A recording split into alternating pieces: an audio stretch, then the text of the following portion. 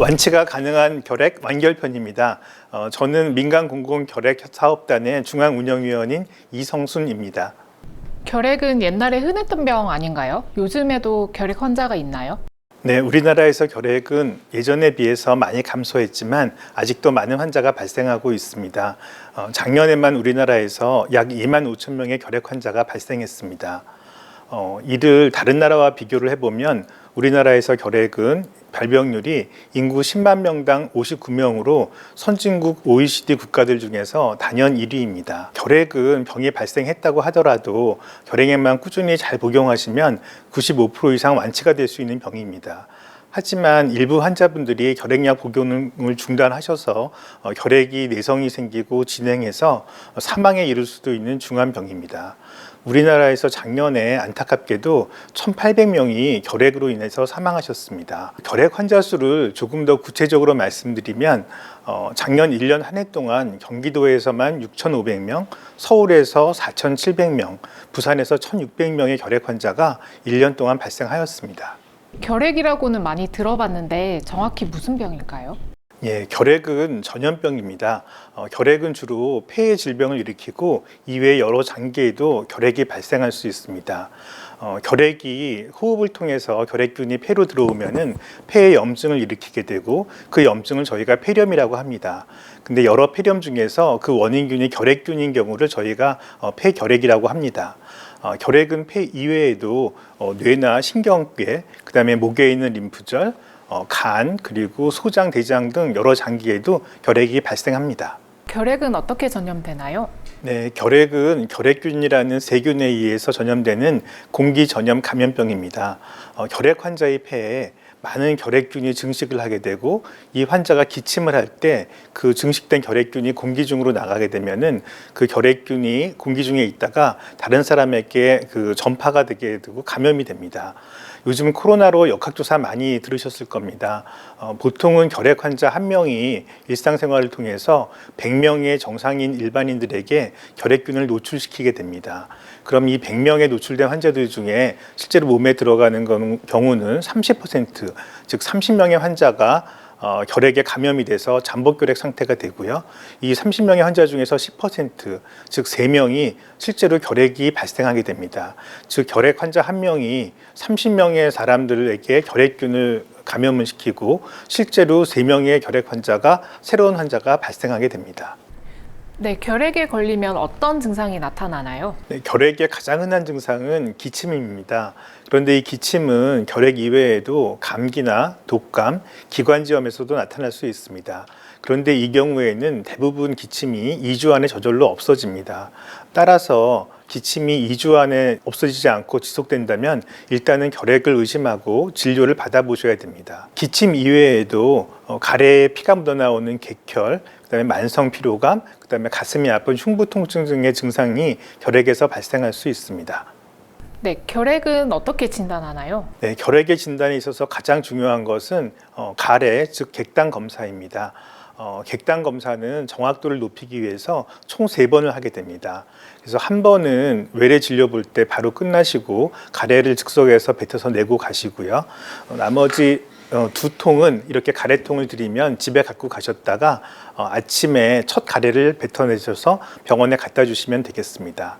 이 가래 객당 검사 이외에도 그 결핵의 진단에는 흉부 엑스레이와 CT가 있는데요. 엑스레이와 CT에서는 결핵의 특징적인 소견들이 관찰될 수 있기 때문에 결핵의 진단에 많은 도움이 됩니다. 객담 도말 검사와 배양 검사가 있더라고요. 이건 어떤 차이인지 궁금하고요. 배양 검사는 왜 결과가 오래 걸릴까요? 네, 그 객담 도말 검사는 환자분이 그 가래를 병원에 내주시면 그 가래를 저희가 슬라이드에 발라서 염색을 하고 현미경을 통해서 눈으로 결핵균이 있는지를 관찰하게 됩니다. 이것을 저희가 도말 검사라고 하는데 이거는 결핵균이 많은 경우에 잘 보이고 도말 검사만으로 정확도는 30% 정도가 됩니다. 그럼 내신 가래를 아까 도말 검사한 것 이외에 나머지는 저희가 배양액에 담궈서 한 달에서 2달 동안 배양을 하게 됩니다. 결핵균은 다른 균들과 달라서 증식이 매우 느리고 서서히 되기 때문에 배양하는 데 한두 달 정도가 걸리고요. 하지만 균의 수가 적은 경우에도 배양에서는 잘 나오기 때문에 배양 검사까지 했을 때 진단의 정확도는 70% 정도가 됩니다. 네, 정확한 검사를 위해서 객담은 어떻게 받는 것이 좋을까요? 네, 정상적으로 사람의 입안에는 많은 세균이 살고 있어서 오염이 될 수 있습니다. 가장 좋은 방법은 아침에 일어나서 기상해서 입안을 물로 잘 헹구신 다음에 가래를 뱉는데요. 깊은 기침을 통해서 폐 저 밑에 있는 가래를 끌어내서 내주시면 되겠습니다. 간혹 환자분들이 입안을 세정제로 각을 하시는 경우가 있는데 그 세정제 안에 있는 알코올 성분은 결핵균을 죽일 수 있기 때문에 세정제는 가급적 사용하지 않는 것이 좋겠습니다. 활동성 결핵이라는 말이 있던데 어떤 건가요? 활동성 결핵이라는 것은 그야말로 몸 안에 있는 결핵균이 활발하게 활동적으로 증식을 하고 이것이 기침을 할 때 결핵균이 밖으로 나와서 다른 사람에게 전염을 시킬 수 있는 상태입니다. 활동성 결핵은 병이 진행하고 있는 상태이기 때문에 반드시 치료를 받아야 되는 상태입니다. 네, 그러면 비활동성 결핵도 있나요? 네, 매년 환자분들이 건강검진을 받으시고 엑스레이를 찍게 되면은 결과지에 비활동성 결핵이라는 얘기를 듣고 진료를 보러 외래에 많이 오십니다. 비활동성 결핵이란 예전에 자기도 모르게 결핵이 앓고 지나간 흉터, 이상소견을 말하게 됩니다. 비활동성 결핵이라고 진단을 받으셨지만 기침 등의 증상이 없고 가래에서 결핵균이 보이지 않으면 저희가 비활동성 결핵이라고 판단을 하게 됩니다. 이렇게 비활동성 결핵이라도 나이가 드시거나 면역 기능이 약화되면 활동성으로 진행할 수도 있습니다. 따라서 혹시 증상이 있거나 증상이 없더라도 1년에 한 번 정도는 정기적으로 엑스레이를 찍어서 활동성으로 진행하는지 관찰하는 것이 좋겠습니다. 네, 잠복 결핵이란 무엇인가요?